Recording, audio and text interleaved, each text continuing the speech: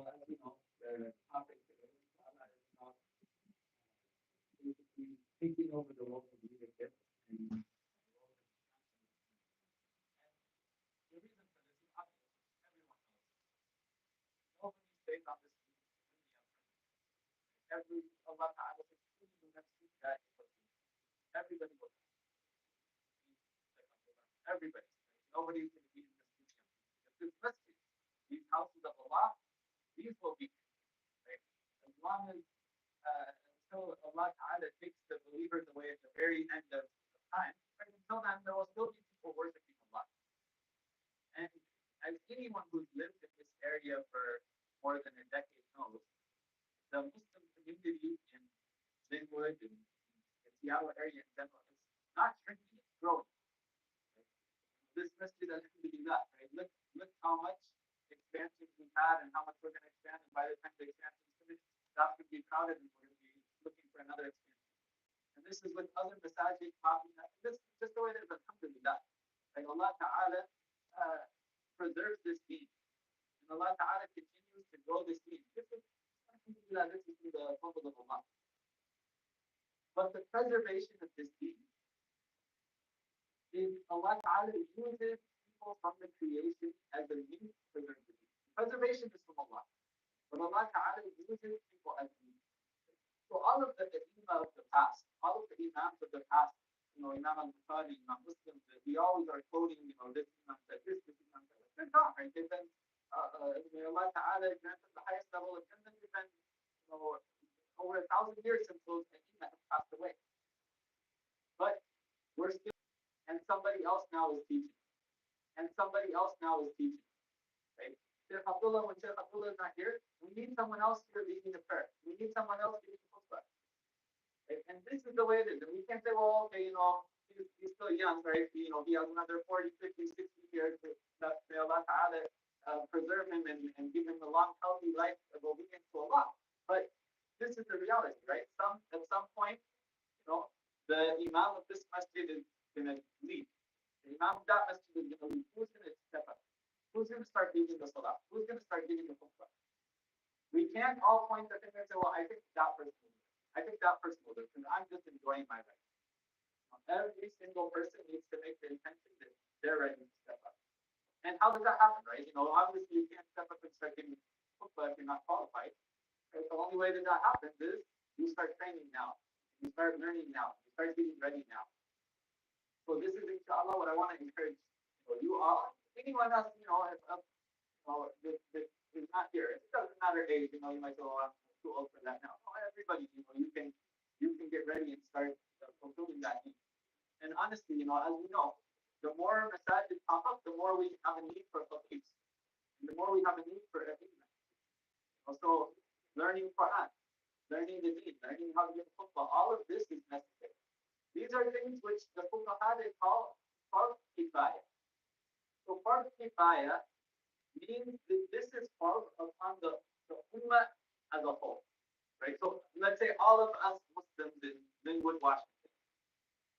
It is fard upon all of us Muslims to make sure we have enough beliefs for this masjid, that masjid, however masajid we have in this area, whatever we want to say. It is fard upon the ummah as a whole to make sure that's fulfilled. If it's fulfilled, if let's say we have 5 masjids and each masjid needs 2 khatibs, we got 10 people giving khutbah, fine. Then everyone else can relax. But if we don't have that, right? If this masjid is scrambling to find the khatib and they're not able to, who's to blame? Whose fault is it? Is it the fault of the administrator of the masjid, or is it the fault of me, or is it the fault of No, it's the fault of the entire community there. It is their fault, right? So it's not okay for us to just point the finger. He'll do it. Right? If it's being done, alhamdulillah, it's being done. But if it's not being done, or if there's a fear that the community is growing, the need is growing faster than we're able to fulfill that need, now it's our problem. Now it's something we need to consider. And this, I'm telling you guys, this is the reality, right? Me as a person who, gives a khutbah every week, when I'm not here, I'm looking for someone to give khutbah and no fees. Sometimes I can't find it. sometimes it's very difficult to find someone. I have to text all these people that know I'm giving khutbah here. I'm giving khutbah here. Everybody's busy, right? We should have a surplus of khatibs, but we don't. Why? Because everybody's busy with something else, with dunya. I didn't have time to learn how to do khutbah. I didn't have time to learn this or that. So now whose fault is it, right? It's the community's fault. So don't think this is not you.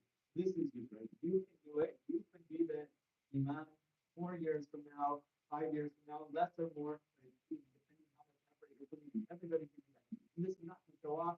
This is not to brag about being an imam. This is to fulfill this need for the community. When you do this, everybody who benefits from your khutbah, from your leadership, from your whatever it is, you'll get rewarded.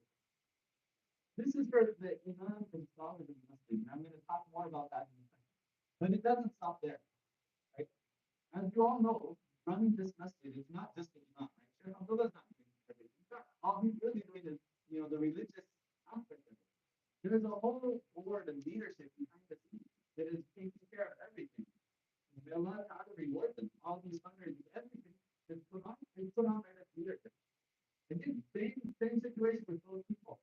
Those people are not going to be here forever. So someone's going to have to come in and step up to those who need. Now, everybody, you all know yourself, right? You all know what you're good at and what you're skilled at. And you can use your skills to benefit you in this dunya. There's nothing wrong with that. There's halal way. But you can use those same skills that you're using to make money and benefit yourself in the dunya. You can use it to benefit the Muslims as well. Whatever you're good at. If you're good at money, you're good at accounting and stuff like that, then you could become the treasurer of the masjid. When the current treasurer is ready to step down, you're ready to take his place.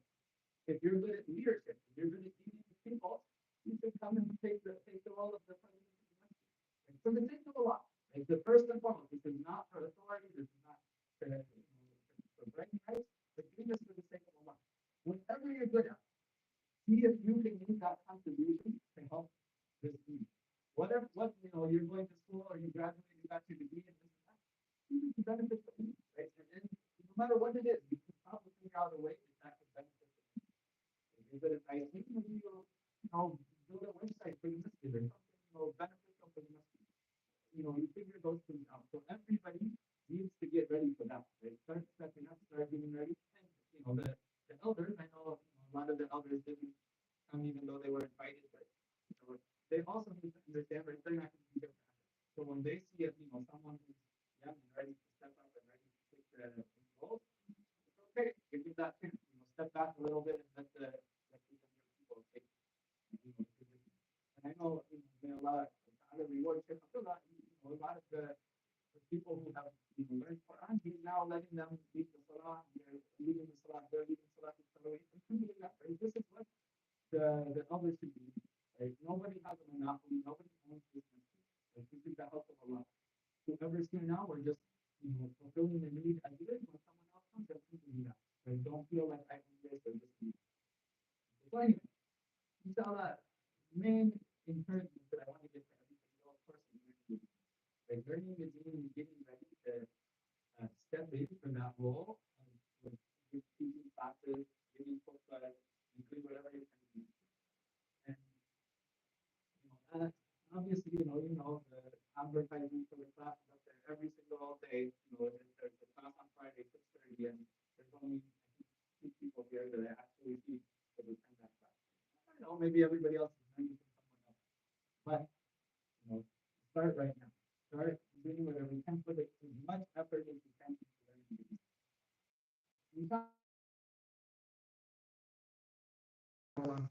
learning. This is a very famous hadith. I'll break it down sentence by sentence, just to give you guys the encouragement of learning the hadith.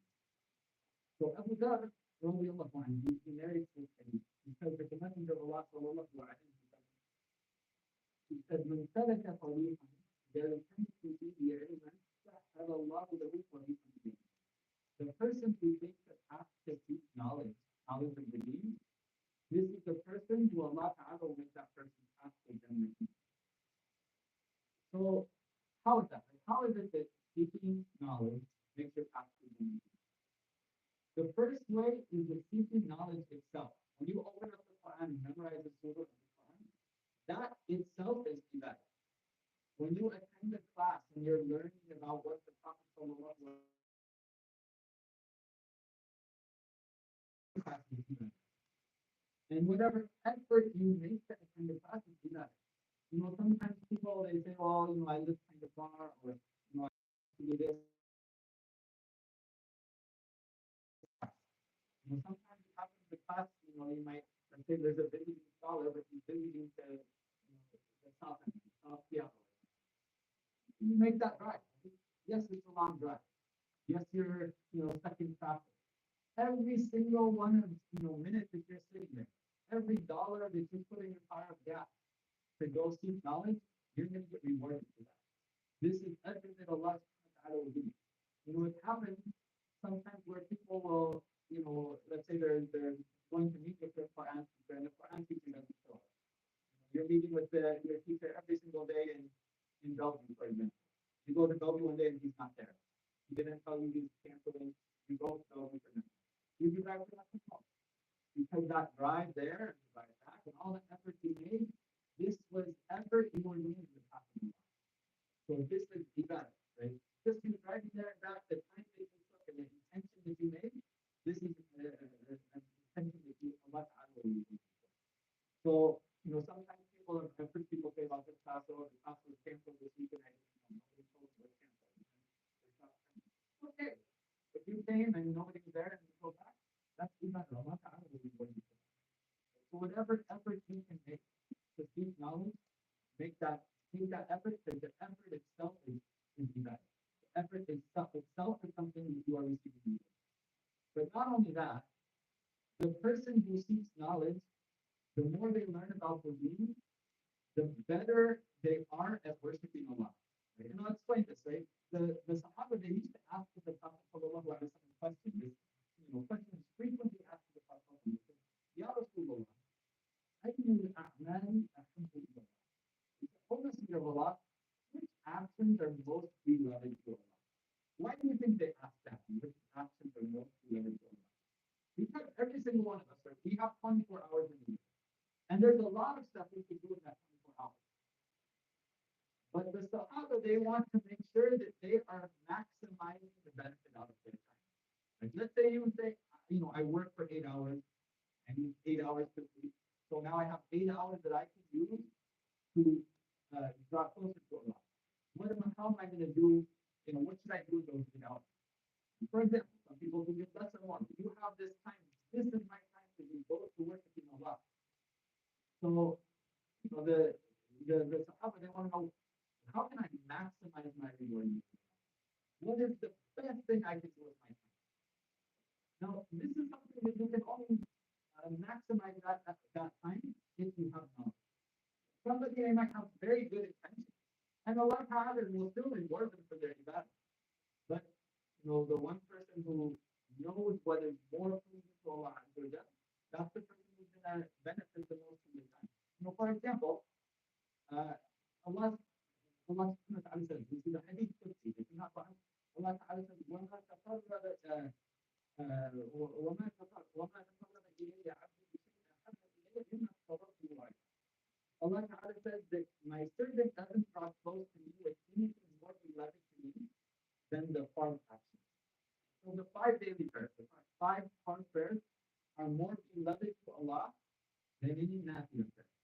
So now let's say you spend all night staying up, praying with Tahajjud, and you don't sleep. And then you go to sleep an hour before Salat al-Fajr and you get Salat al-Fajr. Was that good? No, because you thought, you chose what is less over what is better, right? So a person who has knowledge knows how to maximize their time, and they know what is best for them. So a person who says, for example, somebody might give a whole bunch of charity and give all of their money to the masjid. Alhamdulillah, that's good. Without a doubt, that's not bad. But at the same time, what if their family now is hungry and they're not taking care of their family? Right now, this person has, yes, they've given all their money to the masjid, but they left their family hungry. So this person has missed out on the thing which was vital.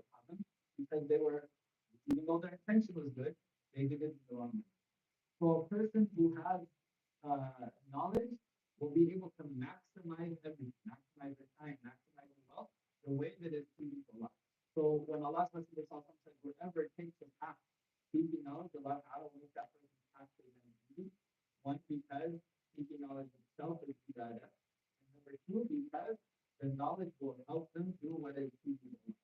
And also, another thing you can add to that is when a person learns about Allah, learns about Jannah, the rewards of Jannah, the life of Jannah, and then learns about the descriptions of the Yom al Qiyamah, the terror of Yom al Qiyamah, the trials of the grave, and the punishment of Jannah. The more a person learns about that, the more it's going to drive them away from sin and drive them towards the pleasure of Allah. But a person who doesn't know about these things, they're basically, all they know is their desire. My body's telling me to do this, I'm going to do it. I want to do this, I'm going to do it, right? Why? Because they don't know how big of a sin it is. And they don't know how much this sin is going to destroy them, this life and the hereafter. So a person who learns the deen, it will keep them on that path towards the pleasure of Allah. So this is the first thing. And then Allah Messenger sallallahu alayhi wa sallam said, وَإِنَّ الْمَلَائِكَةَ يَتَّبِعُ أَجْنِحَتَهَا رِضًا بِطَلِبِهِمْ. With the angels, they lower their wings out of pleasure to the possible end. So the scholars, they kind of have, different interpretations of what does it mean. I mean, the words itself is clear, right? The angels are low with the wings. They're going to have pleasure with positive. It's an obvious reward, and it's respect from the angels. The angels are pleased and happy with you because you're someone who's going out to teach. But the scholars say, well, what does it mean? Why are they lowering their wings? So some of them say it's basically kind of like humility, right? How you kind of you would like lower your gaze and you wouldn't be going like this to someone you have that respect for. So some of them say it's like this. Some of them say lowering the wings is basically like to make space for you, to make a path for you, right? To make it easy for you. And there's different other interpretations, but in actuality, the point is that angels themselves are pleased with you as a follower, a person who sees you. And this comes to the next thing. وَإِنَّ الْعَالِمِ لَيَسْتَغْفِرُ لَهُ مَنْ فِي السَّمَاوَاتِ وَمَنْ فِي الْأَرْضِ حَتَّى يَأْتِيَ أَمْرُ. Then Allah Messenger also says the alim, right? So now we have the person who's just seeking knowledge, receiving this reward from the angels and the pleasure of the angels on their path to Jannah. And now the person who is an alim. What is an alim? Here's a person who has knowledge. You spent time seeking knowledge. You dedicated your life to seeking knowledge. And you made this your journey, right? It wasn't just a fad that you went for a month or two, but this is something that you were serious and consistent with.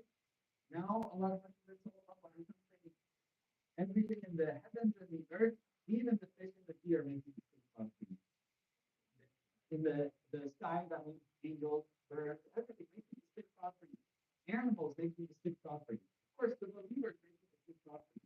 Even fish in the ocean making istighfar for you. All of these animals, they don't have sin, right? They're doing exactly what Allah Ta'ala created them to do.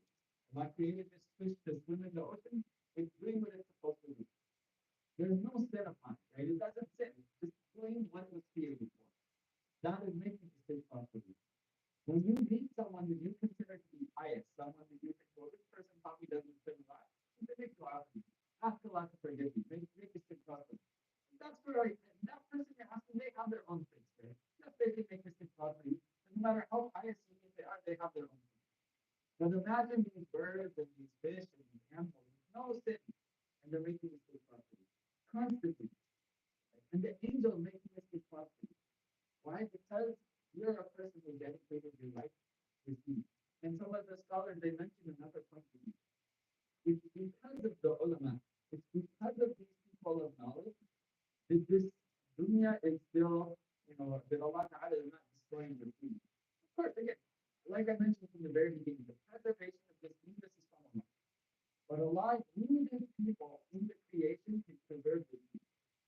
Meaning, as long as there's people on this dunya still worshiping Allah in the correct way, then there's still a reason for Allah Ta'ala to keep this dunya strong. Right? That Allah Ta'ala is not going to destroy the dunya as long as there's people worshiping Him in the correct way. And why is this, right? How do we still worship Allah in the correct way? By the, that's how we learn our deen. We learn our deen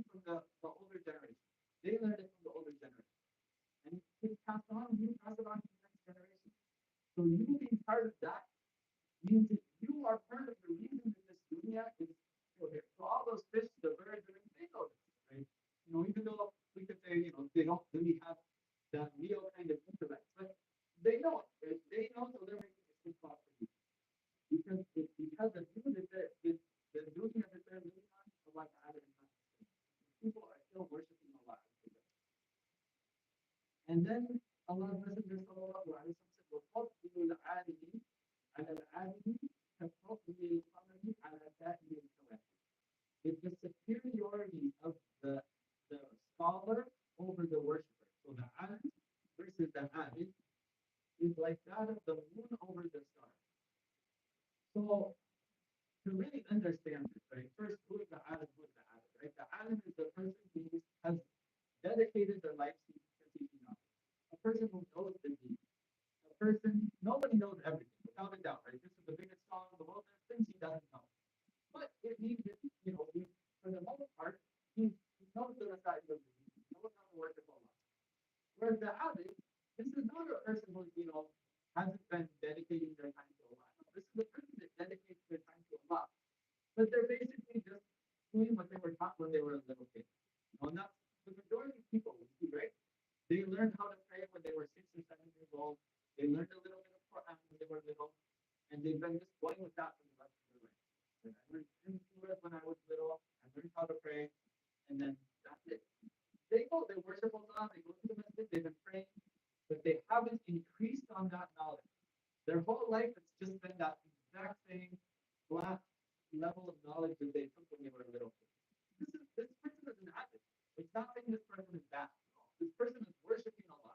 This is the person who is dedicating their deen to Allah. But if you ask them different masail, if you ask them about, how, I asked them, you did this when I make wudu, or what if I pray, can I do this? Can I say this when I pray? Is there different dua that can I don't know. All I learned is just this way to pray. I don't know if there's a different dua you can make here. I don't know if there's a different thing. I just know this. So that means who are they benefiting? They're benefiting their own self. Which is good. Alhamdulillah, they're worshiping Allah. But when you go up and ask them, they can't do anything. If they have a question themselves, they can't even help themselves. They have to go to that alim and ask the alim. I'm not sure with my salah accepting when I did this, when I did that. And then the alim will guide them. So think about a person, now of course, you want to travel right now, you buy your plane ticket online, everything's taken care of for you free, right? You don't have to figure anything out. If you want to go to a new place, you just put the address in your phone, and your phone will tell you how to get there. But in the time of the Prophet sallallahu alaihi wasallam, how did they travel? There's no headlights on a camel, right? If you want to travel at night, how do you travel at night? The only time you can travel at night is when the moon is out. There's a full moon. That full moon will provide light for the traveler to travel on their journey. Now the stars, they could still use the stars as guidance, right? There's the North Star. You can say, okay, that's north because I know, Polaris, the star, I can follow that. But for the most part, the stars for the traveler at night, it's just beautification. It's beautiful, it's pretty to look at the stars, but the stars don't provide light for the traveler to travel on the journey. But the moon does. The moon provides the light. The traveler can make his journey. So now think about this, right? Allah's Messenger sallallahu alaihi wasallam is saying that the superiority of the scholar over the worshiper is like the moon over the stars. The stars are beautiful, but they're not providing you light to travel, whereas the moon does. So the abid, the worshiper, he's beautifying himself by worshiping Allah, but he's not doing anything for anyone else. This is just between him and Allah. But the alim, this is the person who provides that nur of guidance, that light of guidance for everybody. Anybody who has a question can come to this person. Like, I'm having trouble, I'm not sure, am I making wudu correctly? Can you watch what, can you do this? You forgot to wash your heels, you forgot to wash your ankles, something like that. That alim will help you. And then because of that, now you are worshiping Allah correctly. Now imagine this alim or this khatib who's giving a khutbah, giving a lecture, and all of these people benefit from it. And every single one of these people starts worshiping Allah more correctly because of the guidance of his alim. Now, not only is he getting the reward for his worship, but he's getting the reward for everybody else's worship as well. So, that scholar who, writes the book, for example, on how to pray, and everybody who reads that book and knowledge of that scholar. That scholar is giving reward for every single one of those people who every time they pray. Right? This is what Allah's Messenger sallallahu alaihi wasallam said. من سن في الإسلام سنة حسنة فله أجرها وأجر من عمل بها ولا ينقص من أجوره شيئا. If the person who teaches some good or starts some good precedent in this deen, they get reward for it, and reward for everyone who acts on it without increasing their reward. So let's say for example, uh, I teach a room of people how to recite Surah Al-Fatiha, and they didn't know before. Now, every single time, 17 times a day when they're praying, their salah, reciting Surah Al-Fatiha, every one of those I can get a reward for it. And then you think it's going to stop there? They're going to teach their kids how to recite Surah Al-Fatiha. Maybe they'll have a whole group of students that they teach how to recite Surah Al-Fatiha. And then until Yawm al-Qiyamah, I can still getting that reward.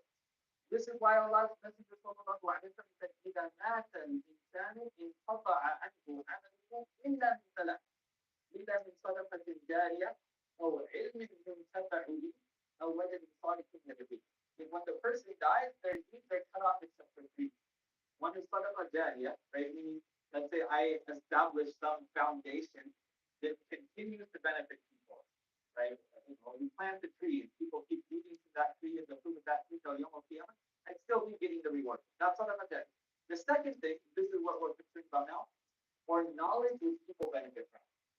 Meaning, if you teach somebody something and those people act upon it, you get reward for that. And then when they teach someone something, they get reward for it, and you get reward. As long as that chain is still going, you are part of that chain, you will be getting reward for all of the people. Imagine you have 10 students in your life, and each one of those 10 students has 10 students, and each one of those 10 students has 10 students. Right? Generations later, there's a million people benefiting from that knowledge that you have. On Yom Qiyamah, you say, "Allah, I only had 10 students. Why do I have the reward of a million people that act upon me?" Why? Because those 10 students are their students, and so on and so forth. So imagine when you think about someone like Imam al-Bukhari or any of the Imams of the past, a thousand years later, more than 1,000 years later, and we're acting on knowledge that they had transmitted to us. How much reward have they gotten throughout these centuries? This thing will continue. Don't we want to be part of that? Don't you want to be part of that chain as it continues? If Allah Ta'ala doesn't establish the hour for another 1,000 years, only Allah knows, right? It could be 10 years from now, it could be 1,000 years from now, but only Allah knows. But however long this dunya continues, there could still be people acting upon that knowledge in these times. And you'll continue to get rewarded. So this is why the superiority of the alim over the alim is like the moon over the rest of the stars. That alim, he will die and he'll get his reward, right? He'll stand before Allah, he has all of his hasanat, all of that time he spent in salah, he gets reward for it. But he's not getting the reward for my salah, your salah, or anyone else's salah. But the alim, he gets. So this is something, to take this as an encouragement, right? If you pass away, if you pass away and you still want to get reward after you die, this is one of the ways to do it. Learn the deen now and pass it on to other people. And then the last sentence of this hadith, right? This hadith that we have, when the Prophet he said, وَإِنَّ الْعُلَمَاءَ وَرَثَةُ الْأَنْبِيَاءِ وَإِنَّ الْأَنْبِيَاءَ لَمْ يُوَرِّثُوا دِينَارًا وَلَا دِرْهَمًا وَإِنَّمَا وَرَثُوا الْعِلْمَ فَمَنْ أَخَذَ بِهِ فَقَدْ أَخَذَ بِحَظٍّ وَافِرٍ. The Prophet said that the scholars are the inheritors of the prophets. And the prophets didn't leave behind money as inheritance, but what they left behind is knowledge. So whoever takes a share of it has taken a great share. Now, think about inheritance. What is inheritance? Your parents die and they left you with money. You do that, right? You get that. So the prophets, their inheritance isn't for just their family. Their inheritance is for the whole ummah. Because everybody, in a sense, is like children of the prophet, right? In the sense that they're raising us and teaching. So imagine if the Prophet sallallahu alaihi wasallam left money as inheritance, right? Dinar is a business. And it was money that was due to anyone just for being Muslim. You're a Muslim, you have a share of this money, right? Oh, you're a Muslim, come get your money. This is your money for being Muslim. This is the inheritance of the Prophet. And you'll give it to the next generation and so on and so forth. This money belongs to Muslims. But this is is not what the prophet said. But all of the prophets, they left knowledge. There's a narration about Abu Hurairah. Imam al-Tabarani narrates this. With Abu Hurairah, one day he came into the market, and the people were buying and selling and doing what they do in the market. And Abu Hurairah, he said, woe to you. Why are you guys in the market right now when the inheritance of the prophet is being distributed in the masjid? Now, what did they think, right? We all know what he means because we just heard the hadith. But they think it means money, right? They think, oh, I'm a Muslim. I can go out and get my money from the masjid. So they all do what? They close up their shop. They go to the masjid. Then they go, they look around, and they come back and open up their shop. And Abu Hurairah, he sees them. He knows, right? Obviously, he knew what was going to happen. So he says, why did you come back? Wasn't there anybody there? No, there was people there, but they were just reading Quran, making dhikr, mentioning the hadith of the Prophet. Woe to you. That's the inheritance of the Prophet. Now, most of us, like I said, we know the story, we understand the concept, so we kind of, we smile at the idea that they went there expecting money, and when they didn't find money, they went back and opened up their shops again. But being honest with ourselves, imagine if I said anyone who comes to Isha tonight will get a $50 Amazon gift card. I guarantee you the masjid would be like, right? Whatever you're busy with, I gotta go get my gift card. But when there's a class, I've got to take my kids here, I've got this, I've got that. But we have so many excuses when it comes to the class. There's a dust. We're teaching hadith. That hadith is the inheritance of the Prophet. When you hear hadith, this is like you are hearing the words of the Prophet. That's the inheritance. How do we know the hadith? Like, where did we get this hadith? We got it from this chain of narration back to the Prophet. That's what inheritance is, right? There's people, these like super rich people, right? That it's inherited wealth. They've inherited millions of dollars from their family. And that wealth has been in this family for generations, right? This is what inheritance is. It's passed on from generation to generation, right? A person who makes their money, this is not inheritance, right? Inheritance is something passed on generation by generation. That's what the knowledge is, right? This statement of the Prophet that the knowledge is the inheritance of the Prophet. It points to two things. One, that this knowledge is more valuable than money. And number two, it also points to the fact that it's taken generation to generation. Meaning, how do we acquire knowledge? We acquire it from the elders, from the scholars, right? Sometimes, unfortunately, people have this misconception that they think all these scholars are out of touch. They don't know. They don't know what my life is like. I don't want to take knowledge. I want to take it from this, young hip pretending scholar, right? Because he's cool and he relates. This is a complete misconception of the deen. The inheritance is from the elders, right? Does anybody know? Imam al-Bukhari, just to give context so you guys can try to get.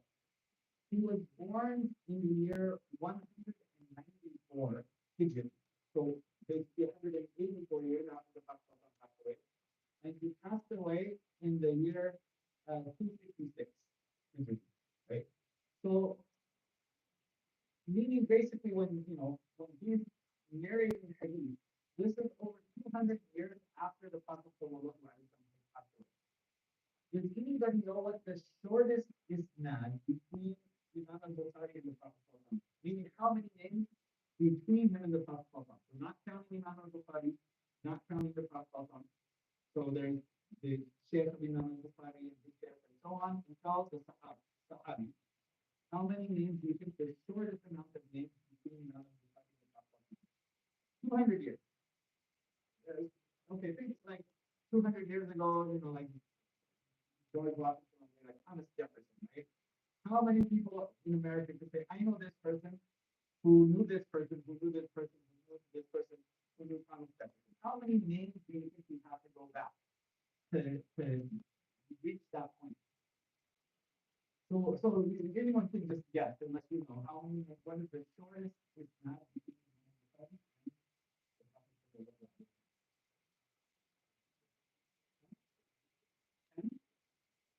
So 10 people for 200 years, that would mean basically like each shift is just 20 years older than the other shift. So it's less than that, much less than that actually. Four is good, five. Four is the closest. Three people. Imagine that. So it only takes three people to reach back 200 years. How could that happen? How could that be possible if you could narrate a hadith from someone 200 years before you, and it only takes you three, and this is a connected chain. The only way this is possible is if each person in that isnad, in that chain, learned the deen when they were young, and they learned it from the elders, from someone who was old. Right? So imagine now the Prophet Sallallahu Alaihi Wasallam, he's teaching all the companions. And some of those companions were young. Maybe they were in their teens or something like that. Let's say this 15-year-old companion hears the Prophet Sallallahu Alaihi Wasallam. And then that companion who heard the Prophet Sallallahu Alaihi Wasallam was a teenager. Now he's 70, 80 years old. And now he teaches someone who's about 10 years old, 15 years old. And then that 10, 15-year-old grows up to be 90, 100 years old. And then teaches a young person. This is how the chain can be that short, right? So the only way to show this not exists is one, by taking knowledge from the elders, and number two, seeking knowledge when you're young.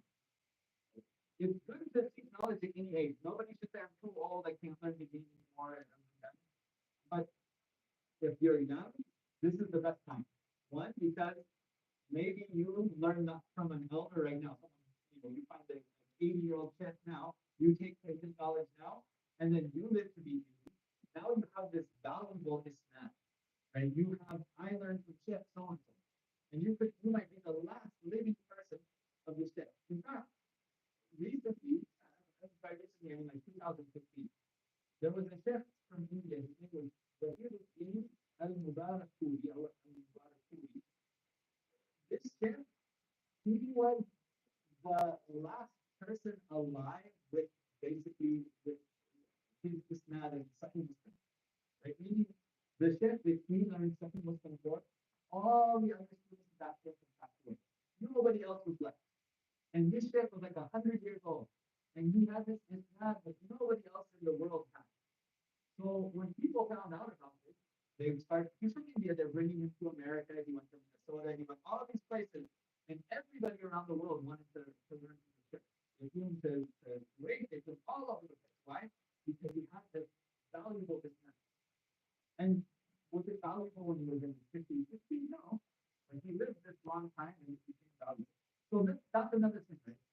You might think, well, I put in all this effort now, and the imam's still here getting khutbah. So what should I do? Keep studying, keep preparing. Your time will come. So this is something, this encouragement. You take this inheritance from the Prophet. From whoever you can get it from, someone who's taking that inheritance himself, you take it from them, and you keep preparing, and your time will come. You'll be giving khutbah, you'll be giving lectures, and then you'll be part of that team. You'll be that person who has this valuable knowledge, and you'll be receiving the reward for this until Yawm. So as Allah subhanahu wa ta'ala to increase all of us in beneficial knowledge and make us also the inheritors of the Prophet. So inshallah, right now we just open it up for any questions. And it could be kind of open if you have open questions is fine. But first, if you have any questions just about seeking knowledge or advice of seeking knowledge, let's start with that because that's kind of the topic of the lesson. And if there's any other questions other than that.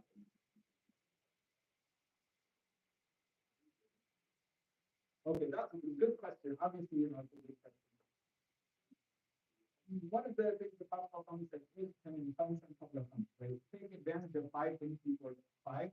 And one of those five is your free time before you become busy.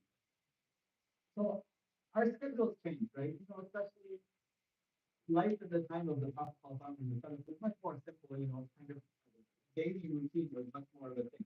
Now we have, more, things happen, but really one of the biggest ways to manage time, I would say, is to at least try to have routine. Right? The Salaf, how did they spend so much time thinking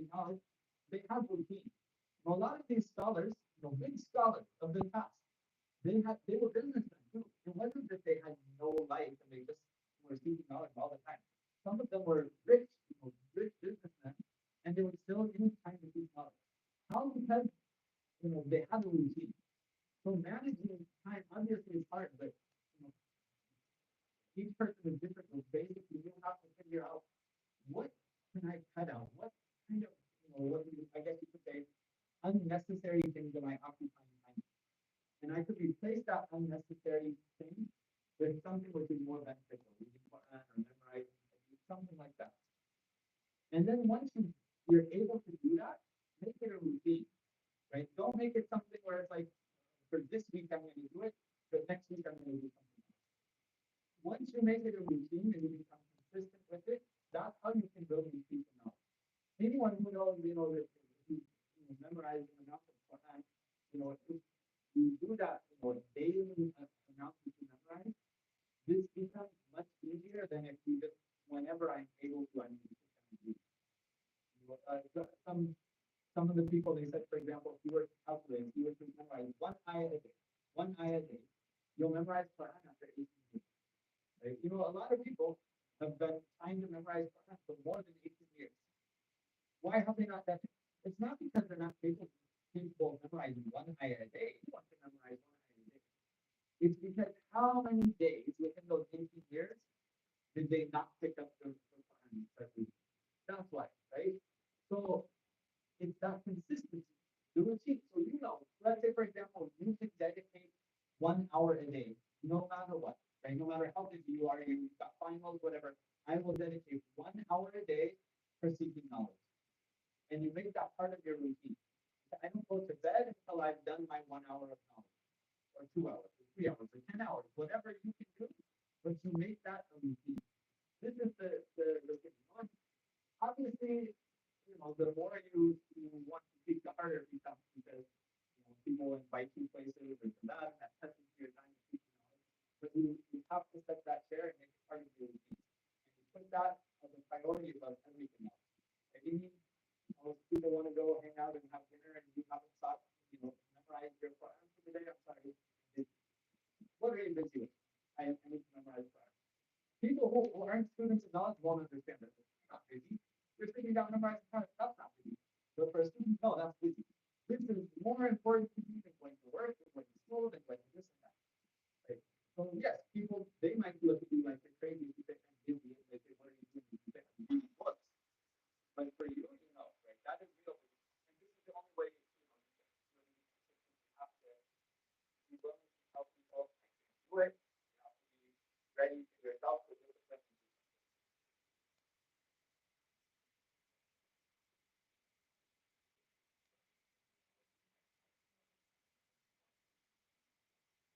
Yeah, that's good. Obviously, this is one of the reasons. Actually, I'll break it down to two parts. Right. So the first part is where do you start? The thing to start with is the knowledge which is far'ain, right? There's certain parts of knowledge which every Muslim has to know. Whether you're a scholar, an imam, a faqih, it doesn't matter. Every Muslim has to know certain things. Like your aqidah, your belief in Allah. Every Muslim has to know about belief in Allah, has to know about the oneness of Allah. Every Muslim has to know how to make wudu. Every Muslim has to know how to pray, right? Those are things that every Muslim has to know. So that's obviously where you have to start, right? What are the things I need to know as a Muslim? What is halal and haram from the food, right? I have to know because I eat, so I have to make sure that what I'm eating is halal. Transaction, I'm buying and selling. Is it halal for me to buy something like this? Is it halal for me to sell something like this? And we buy and sell every day, so we have to know what is halal. Now, if I have money, right, do I have to pay zakat? How much money do I need to have before zakat becomes wajib? If I find out, like let's say for example, we say the amount you have to pay zakat is $300. And it fluctuates depending on the price of silver, but I don't know today. But let's say for example, $300, right? If I have $200, I don't have to know anything else. I don't have to study zakat anymore because I don't have enough money to pay zakat. But if I have $301, now I need to say, well, are there any other conditions? How much do I have to pay? Who do I have to give it to? Then I have to start learning about zakat because now it's what? I have to know how to fast during the month of Ramadan because I'm a person of fast. Okay? Once you know all that, and most of you, I'm sure, already know all of that, right? But once you know all of that, and then you say, I want to learn more, now, what are the tools to seek more knowledge? Obviously, learning Arabic is incredibly important because most of the deen, even though there's great translations and many books have been translated, but to really have, you're always going to hit a roadblock until you learn Arabic. So learning Arabic is definitely important. Obviously, that takes time. So you can't just you have to kind of juggle between learning Arabic and other stuff. But definitely you want to kind of make learning Arabic a priority. Slowly taking lessons, uh, books from the teacher, and then learning Quran. Memorizing Quran, even though it's not wajib, right? This is not for Ain. Nobody, you don't have to memorize Quran. But to find a scholar that hasn't memorized Quran, this is not really. Nobody's going to be dedicating all of their time in the game if they haven't memorized Quran. So memorizing Quran is really one of the best places to start. And in fact, if we start studying other books, and they tell you memorize this book, memorize that book, memorize this book, most of those books they're telling you to memorize, they're filled with ayat of the Quran. If you would memorize Quran, oh, I already know that because I memorized Quran, right? So memorizing Quran is definitely one of the best places to start. Then, and all of this stuff I'm saying it can be done like concurrently. You can do it all together. It's not like I'm not telling you to dedicate your entire time to this. So you can learning Arabic, memorizing Quran, and learning some of those beginning level books of the student of knowledge, like memorizing Imam al-Nawawi's 40 hadith. These are hadith Imam al-Nawawi himself. He said these are hadiths which basically anyone who wants the akhirah, who wants Jannah, should learn these hadiths. Those hadiths are more or less there for their knowledge of everyone. And once you learn those 40 hadiths, you'll start to find out something. Almost every khatib, their khutbahs are based around those hadiths.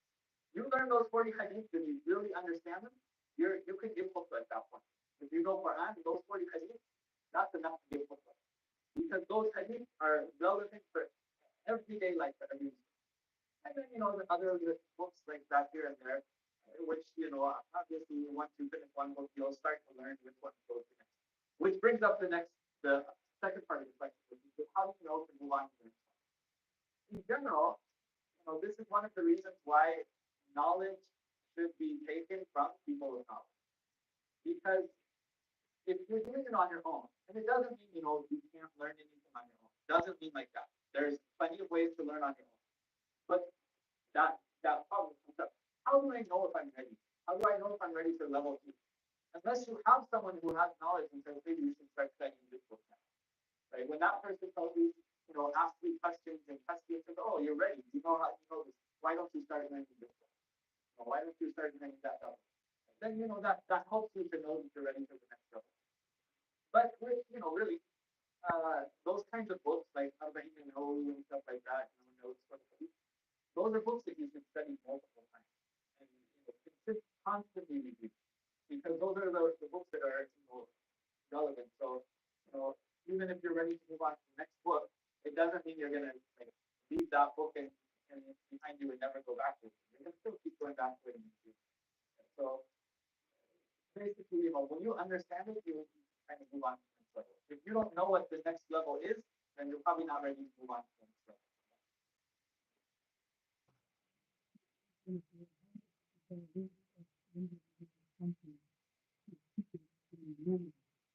Yeah, this is this is the so one of the scholars that we had in said, no, that is if it weren't for forgetting, there'd be a lot of ulama.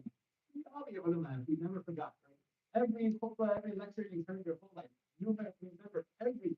You pick up a book, you never forget it. We know the ulama, right? Why are we not ulama? Because we forget. Right? There's very few people. Even there's this. Eventually, I don't know if you can. There was this guy named King Keith. The movie Rain Man was based on.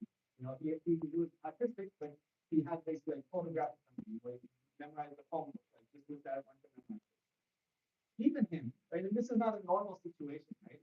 Even him, they started like testing him, and they would give him strings of numbers and see how far it could be memorized. If you just give him a random string of numbers, and they would say after about 40 numbers, he would start to kind of hesitate or stutter or mess up.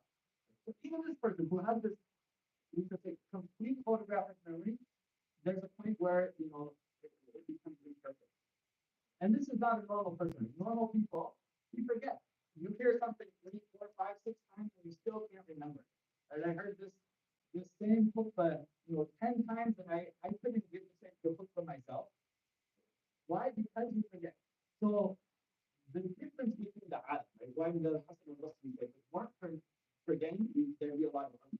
Because the difference is the alim is constantly reviewed. That's why the scholars they say you should actually be more concerned about what you already learned than trying to think on new stuff. If you know Juz Amma, for example, and you are saying, I want to start Juz Tabarak, okay, good. I can do that. Juz Tabarak. But if you are never going to look at Juz Amma again, by the time you finish Juz Tabarak, you completely forgot Juz Amma. So now at the end, how many Juz have you done? One. Because you forgot the one, so now you only know one Juz. And then you're going to do it again and keep doing it.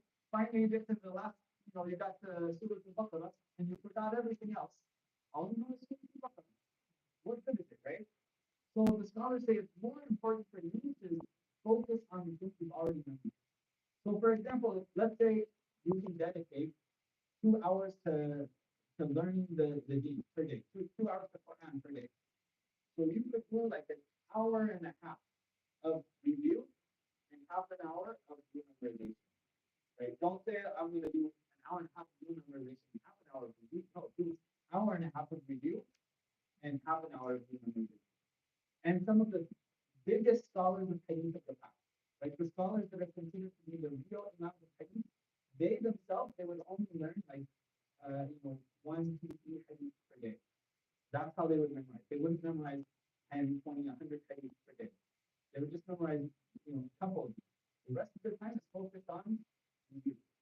So this is basically it's a constant, obviously a lifelong thing.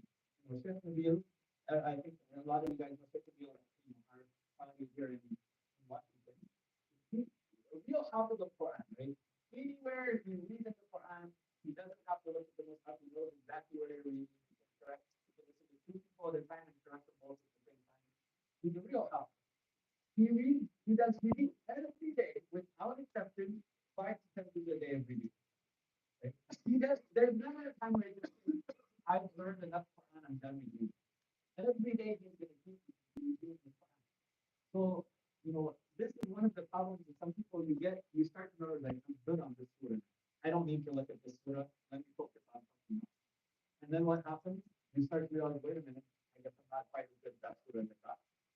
Like today, I messed up on Surah Al-Aliyah. Why? Because it's a surah that we all know, sometimes it happens, right? But, a person who reviews every single day, that's when it becomes sharp. That's when you don't forget. So, you basically have to look at your time and make more time for review than for review.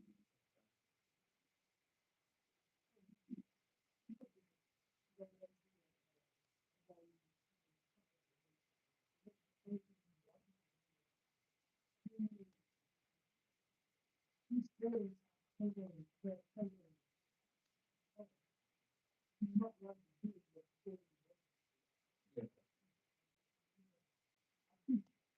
yeah.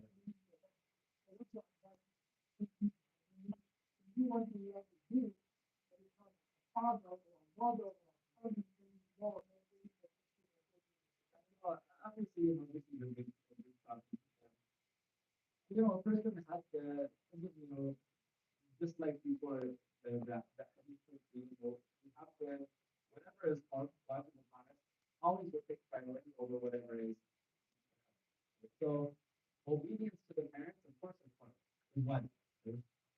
So, unless, right, the only exception is if your parents are telling you to disobey Allah. If your parents tell you to disobey Allah, if anyone for that matter tells you to disobey Allah, you don't obey them in that thing, right? So let's say, for example, your parents tell you don't pray, you pray, but then when they tell you to vacuum, you don't say, oh, well, you told me not to pray, so I don't have to listen to you. No, you still have to listen to them when they tell you to vacuum or do whatever. But you just don't listen to them in that one thing where you told them to disobey Allah. So, other than that, obedience to your parents is what? No matter how old you are, this doesn't, there's no, I'm 18, I can do whatever I want. That's not Islam. Islam, you're 50 years old, your parents tell you to do something, there's no age limit to that. So, how much of seeking the deen is what? Right? If the parents tell her don't learn the deen at all, then she doesn't have to listen. Because there's an amount of the deen, but learning it is what?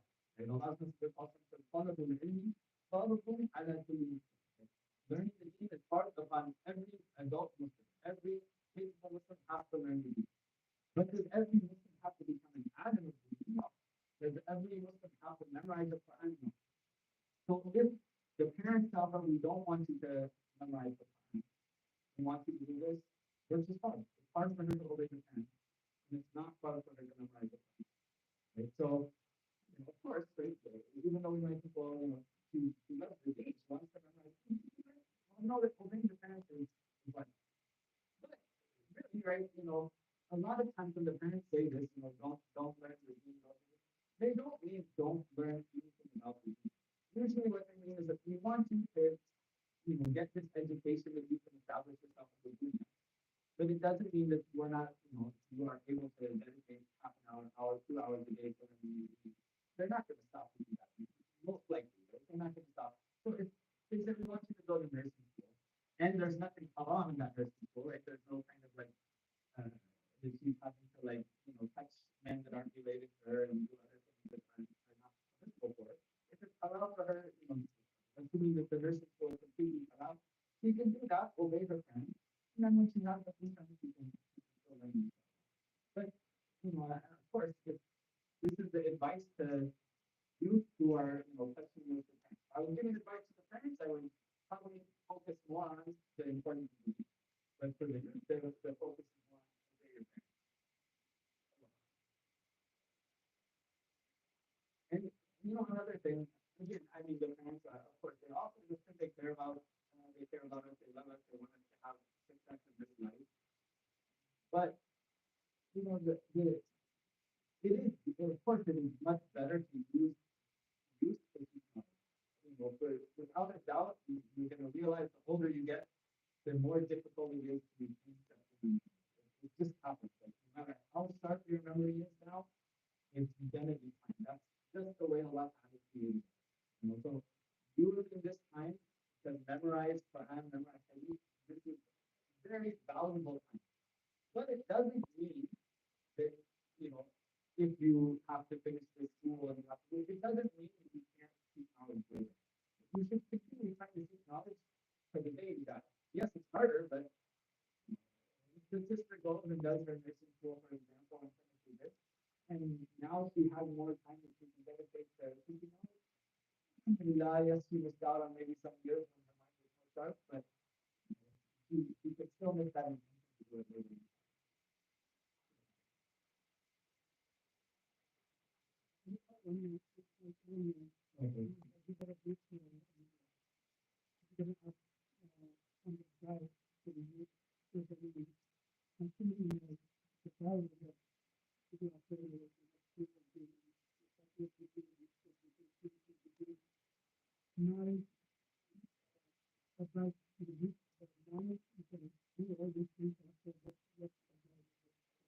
Yeah, I mean, the Prophet sallallahu alaihi wasallam, he copied the youth that yeah, shabab, من استطاع منكم الباءة فليتزوج. He copied the youth, not the elders, copied the youth, because whoever has the capability of it, and this, the scholars talk about this sort of capability here, it needs to can provide for that woman the basic needs that she needs, right? Whether it's whatever for you, right? What? If you're capable of doing that, you need to do it. Because hopefully, because it's better for your own base, actually, your fun, and better for protecting your private parts from the especially the time we live in. Right? The people always they say it used to be very easy to get married. The person wants to get married, they can easily find someone to get married during the time. And if they wanted to commit zina or that, it was very difficult. Right? Back in that time, a person wants to go commit zina and find someone to have unlawful intercourse with, they'd have to go, secretly and even this person, most people they fear a lot, they wouldn't do it. So you're not gonna go and start talking to some girl that's not related because she might report you and this and that and so it would be very difficult for a person to be able to communicate because they can easily get married. Now and what the people of wisdom say, which is absolutely true, it's difficult to get married and it's easy to communicate. So you have to do that, right? Apps on your phone, you can, I'm looking for someone to communicate with in this area. SubhanAllah. This is like, but you want to get married, everybody's trying to stop you. No, your parents, everybody's talking about how bad it is, right? And people, even then you want to go to the meeting, oh, I need a G-Wagon if you want to marry me. SubhanAllah, what kind of system is this? Did a righteous person who wants to get married has a job? It's not talking about a person who's dead broke and can't take care of himself. I'm saying a person who can clearly get by, but he has to save up tens of thousands of dollars to get married. While meanwhile, he could still be committing good with all of these people. This is very dangerous, right? This is one of the signs of the day of judgment. Allah said, من أشراط الساعة أن يرفع العلم ويسقط الجهل ويظهر الدين. Right? That from the signs of the day of judgment are people will lose knowledge of the deen. That's number one. And number two is people will be open to people will be committing things. Nobody's shy about it. Like I said in the past, even the kuffar, right? Even the kuffar of the past, they would never openly admit that they are having intercourse outside of me. But now people are ashamed to say that they haven't had intercourse, right? SubhanAllah. This is, you know, the disease of this society. What is the cure? The cure is to return back to the sunnah of the Prophet, which is the sunnah of the Prophet is marriage, halal marriage. The parents shouldn't be making it difficult on their kids. The kids shouldn't be saying that I don't want to get married because I have 100 impossible goals to accomplish throughout my life. Why? Who told you that you're not allowed to be married when you're going to school? Who told you you're not allowed to have a wife when they're getting enough for their PhD? Right? You are living and surviving and feeding yourself, right? You're surviving. She's surviving. Why can't you survive together in a halal way? Right? She's going to school and you're going to school. You're both feeding yourself. You're both putting clothes on yourself. You're somehow surviving. Wouldn't it be better to be halal, protect each other from fitna, than to say, no, I need to do this, and then I'll get married? How many people they wait till they're 30 or in their 30s to get married, and Allah Ta'ala protect them, how many of us end up committing major sin? Major sin. We're not talking about this as oh, it's no big deal. And these are things which every single scholar, without exception, considers to be from al-kaba'ir, from the major sins. And people take it lightly. You know why? Because the disbelievers of the society told you it's no big deal. Oh, it's no big deal. No, in our team, it's a big deal. This is not a minor thing. And so the parents, unfortunately, how many times we find out a parent who, if their daughter comes home and says she's pregnant, yes, they're embarrassed because now how are they going to face their community? But it's not nearly as big of a deal. She came home and said, "Hey, I want to get married." Like, oh, now it's a disaster. This is, this is a big disaster for me. In fact, you know, I heard from his sister was giving this lecture in Mexico, reprimanding her community, and saying that they said this abortion clinic there, they said the majority of the clients at this abortion clinic were from certain Muslim country or country, right? But this is the case. Why? Because there's only one of those girls who want to get the abortion, if they went to their parents and said, "Hey, I want to get married. And I don't want a big mahar, I don't want anything, I just want a righteous guy to marry me." No, you can't do that. He needs to give us X thousands of dollars. You need to have a job, you need this and that. What happens, right? We and this guy end up not how to protect it, and it's not an excuse for the people to live in them. And the parents definitely need to fear a lot. Like, your child's degree is not worth going to with them. There's no degree, no job, no amount of money that is worth making vacation. This is something, you know, don't take it lightly. Don't say I can just make Toba, it's okay, just enjoy my life. I'll get married when I'm 30, 40, and then I'll make Toba, and then I'll live my life dedicated to Allah. How many, uh, how hard will your heart have gotten to all these major things? Do you even know that you'll be able to make Toba? Or do you even know that you'll live to make Toba? This is all things that, people need to fear Allah and understand.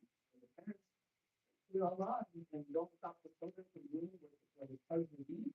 And then the children themselves or the youth themselves, this is not, this is part of our being. Marriage is part of our being, and like nothing in marriage, right? A healthy marriage that will stop you from learning secular education and getting a job and stuff like that. As long as you can provide that basic standard of life for her, you can do that, right? If you couldn't,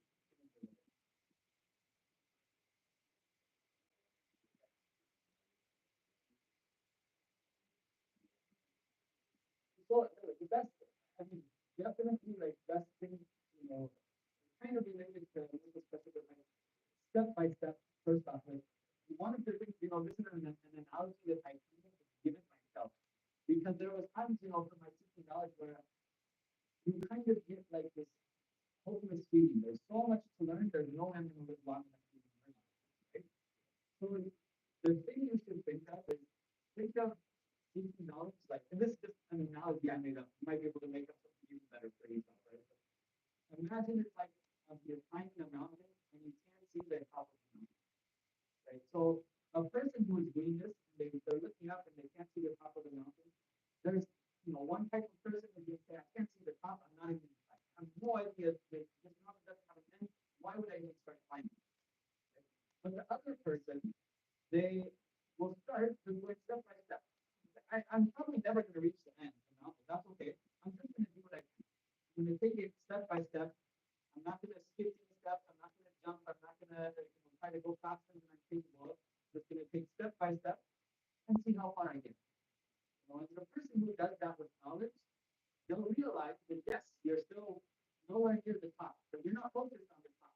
You're just focused on taking that step by step journey. After a year, 2 years, 3 years, you'll see that you've passed everyone else. Right? Because everyone else, they're just focused on reaching the end. When it comes to knowledge, there's no end. But a lot of people, what they do is they want a degree or a certificate. Right? I finished, I have course. I finished my bachelor's degree at from, Jamia Islamia or something like that. And they see I'm done teaching now. But if you say, well, I'm going to just keep going step by step for the rest of my life. 4 years, 5 years later, you're going to find out you're ahead of everybody else. Why? Because they all stop. They all give up. So don't worry about how slow you're taking it or how far you are from this or that. Just worry about it. I'm going to keep going step by step, and I'm going to stay on that path. So basically, what I think, start with those basic kinds of things, like what I was saying. Take your time with it, make sure you understand it good. When you're done with that, you're ready to move on to the next level, move on to the next level. But don't ever start thinking like, I wish I was ready for this. Let me just jump to this one, even though I'm not ready. Let me just, I should be done with this now, but I'm not done. Let me just move on. Right? Don't worry about any of that stuff. Just take your pace, go with the way you're comfortable, pace, consistent, and don't give up. In fact, my chef, this is a chef, Yemeni muhaddith. Big muhaddith. He studied with Sheikh al-Albani for a while, and many other, famous mashayikh, but a little bit he studied with Sheikh al-Albani. And he says he remembers taking those, you know, movies with Sheikh al-Albani. At this time, Sheikh al-Albani was in Medina, and he's very famous at this time. So he said there were thousands of people sitting there with Sheikh al-Albani. And he said out of all of those thousands of those people that were sitting, he only knows one or two people that are actually doing something in Dawah, doing something. Why? Because people, you start something and then you give it up, right? The only way you become, really knowledgeable is by not giving up. So, yeah, maybe someone might be moved faster than you. Someone, there's sometimes you see this person who just memorize so quickly. You don't know how is this person able to memorize this quickly. They're learning so much faster than you. They know so much more than you. But don't be jealous. Don't ever say like, oh, I wish this person was good. Worry about yourself. If Allah Ta'ala keeps that person, do that. Good for them. If not, if they give up, 2, 3 years later, you're way past that person. Sometimes a person, they memorize, a page in 1 hour, right? But it takes you, let's say, 2 days to memorize it. But if that person memorizes the page an hour, they don't read anything for the next week. But you're still doing, a page every 2 days. All it takes you is a couple of days and you're past them, right? So, like the toilets in the hair, right? For real, so this is just how it has to be like that. Slow and steady, be consistent, and you'll stick with that for the rest of your life. You'll be an addict. Like, don't worry about moving to the next level. Just worry about. I hope that answered the question I was like going to okay. So inshallah, please.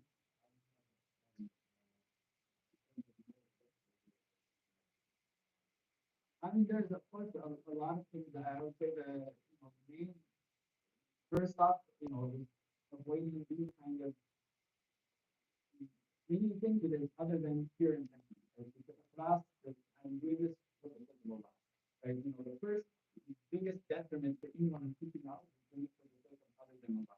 Right? So this that right?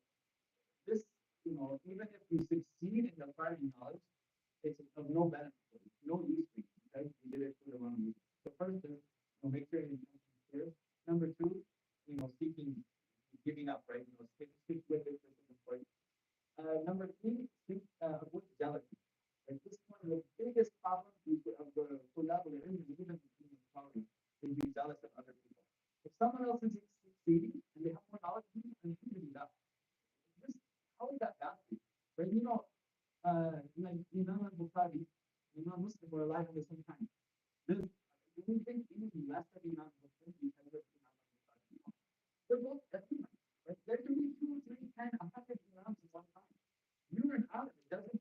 Someone else is an alim doesn't take away from your name. Like, so there's no reason to do that. Number three, right? The last of the question, giving up sin. Right? One of the famous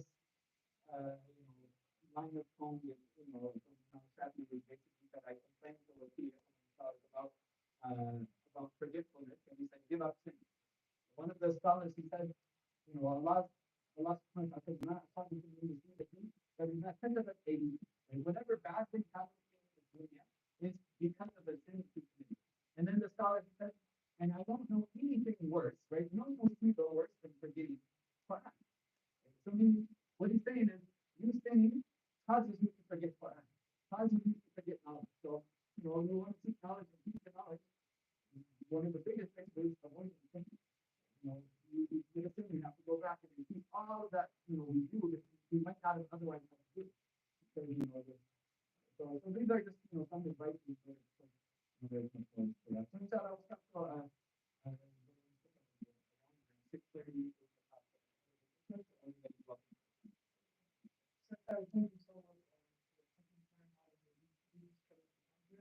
And to all the youths who are there, thank you so much.